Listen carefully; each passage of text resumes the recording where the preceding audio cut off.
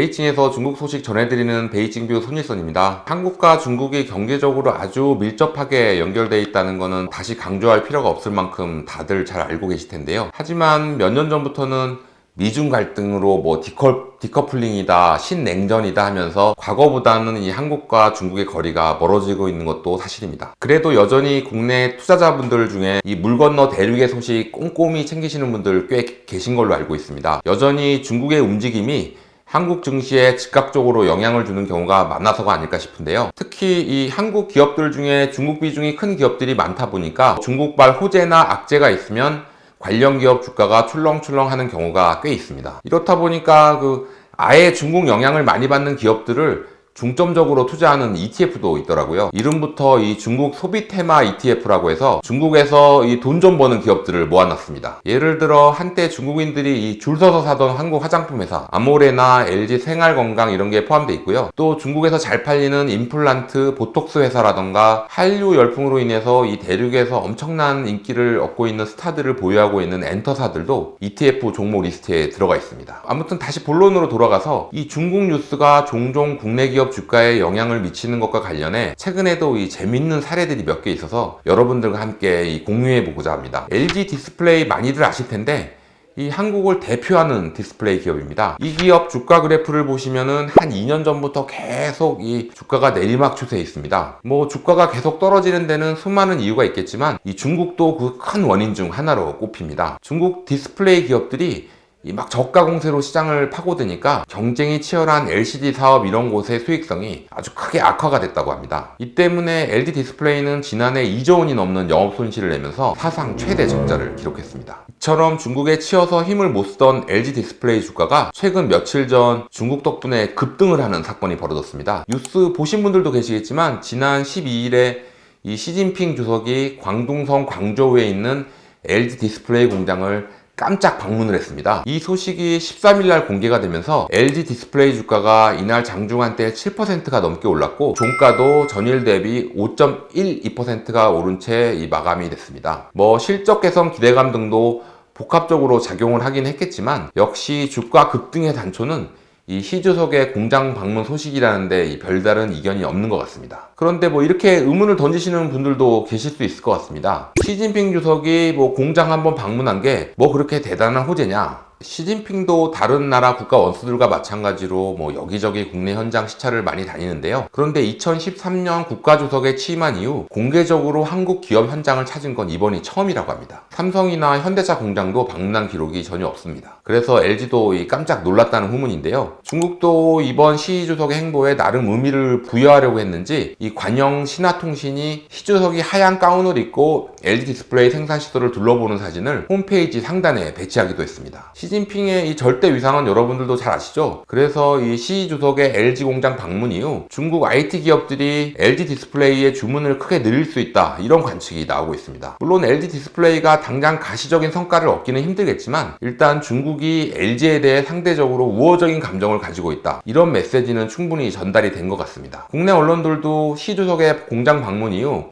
시 주석이 저장성석이었던 시절 한국을 방문했을 때 트윈타워에서 당시 구본무 LG 회장과 미팅을 했다는 등 이 과거 사례들을 끄집어내면서 LG와 시 주석의 인연을 집중 조명하는 모습입니다. 특히 시 주석의 LG 공장 방문이 LG뿐 아니라 다른 모든 한국 기업들에게도 좋은 소식이라는 분석이 나오고 있습니다. 시 주석의 행보 하나하나가 다 이 시그널이 있는 만큼 이번 방문은 중국이 한국 기업들에게 어떤 이런 손을 내민 것이다 이렇게 평가가 나오고 있는 건데요. 중국에서 사업을 하는 한 한국 기업인은 이번 시 주석 행보에 대해서 이렇게 이야기를 하더라고요. 사드 사태가 터졌던 시절 같으면 시 주석이 한국 기업을 방문했겠냐? 절대 안 왔을 거다. 중국 나름의 방식으로 한국 기업에 대해 적대감이 없다는 걸 표현한 거다. 이런 내용입니다. 실제 한국 기업들에 대해 중국이 우호적인 모습을 보인다 이런 분위기가 좀 확인되고 있는 게 시 주석의 LG 방문 전후로 중국 관영 매체들이 한국 기업들 관련 보도를 이례적으로 계속 내보내고 있다는 겁니다. 여러분들도 아시겠지만 중국 관영 매체는 우리나라 언론과 달리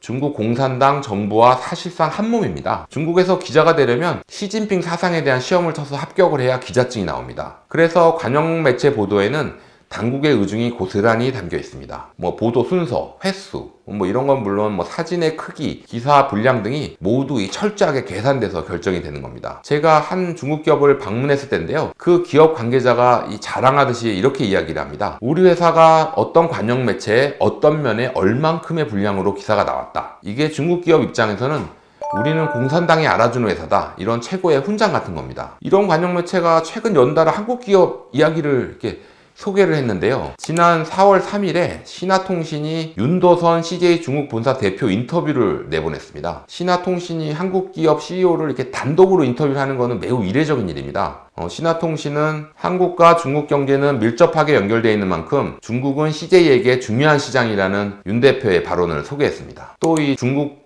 CCTV죠. 이 TV 방송사인데 CCTV가 최근 일주일 사이에 2차례나 한국 기업인들의 발언을 소개했습니다. 그것도 저녁 메인 뉴스 시간대였는데요. 지난 9일에 이 광둥성의 기업 활동들을 소개하는 기획 보도를 하면서 광둥성에서 수소 사업을 진행하고 있는 이 현대차의 직원 멘트를 실명으로 내보냈고요. 또 16일에는 캔톤 페어라고 아시죠? 그 중국 최대 박람회 중 하나인 중국 수출입 상품 교역회 소식을 전하면서 여기에 참석한 한국 중소기업 관계자 멘트가 또 방송을 탔습니다. 방송에서는 한국 기업이라고만 나오고 회사 이름은 안 나왔는데 제가 대사관이랑 코트라 쪽에 물어보니까 휴대용 가스버너를 생산하는 넥선이라는 기업이었습니다. CCTV가 여기를 인터뷰한 게 우리 대사관이나 코트라 요청 때문이 아니라 CCTV가 먼저 인터뷰를 하겠다고 찾아온 거라고 합니다. 물론 중국에서 사업하는 한국 기업들은 아직 딱히 중국 당국의 태도가 과거보다 크게 우호적으로 변했다거나 이런 거를 직접 체감하기는 힘들다고 이야기를 합니다. 최근 중국 관영 매체들의 움직임이 꼭 한국 기업들이 이뻐서가 아니라 미국을 의식한 행보라는 이야기도 있습니다. 그러니까 내가 한국 기업들이 마냥 이뻐서 그러는 건 아니고 내가 너희들을 이렇게 나름 챙겨주고 있으니 미국 쪽에 가서 줄 서지 마라.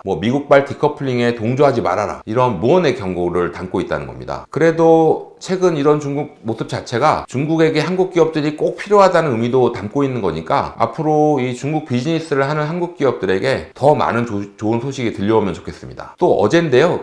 제가 지금 방송을 녹화하는 게 19일인데 18일에 중국 1분기 GDP 발표가 있었습니다. 중국이 지난해 말 제로 코로나 정책을 폐기하고 올해부터 리오프닝에 나선 이후 나온 첫 경제 성적표인데요. 나름 괜찮은 성적을 받았습니다. 1분기 성장률이 4.5%로 시장 예상치인 4%를 크게 웃돈 겁니다. 특히 소비가 크게 회복되는 게 수치로 확인이 됐습니다. 제로 코로나로 갇혀있던 사람들이 밖으로 쏟아져 나왔기 때문인데요. 3월달 소매 판매 증가율만 봐도 10%가 훌쩍 넘을 정도로 중국인들이 이 소비의 지갑을 활짝 여는 모습이었습니다. 이에 전문가들도 올해 중국 정부가 내놓은 연간 성장률 목표치 5% 달성은 무난하게 할 수 있다 이런 평가를 내놨고 글로벌 IB들도 성장률 전망치를 막 다들 상향 조정을 했습니다. JP모건은 이날 중국의 올해 경제 성장률 전망치를 6.4%로 대폭 올렸고 시티그룹도 기존 5.7%에서 6.1%로 높였습니다. 근데 이 중국 1분기 GDP 발표가 있은 뒤 몇 시간 지나니까 한국 매체들에서 이런 보도들이 나오더라고요. 이게 한 언론사의 기사 제목인데요. 중국 성장률 서프라이즈, 중국 소비 관련주 활짝. 그러니까 이게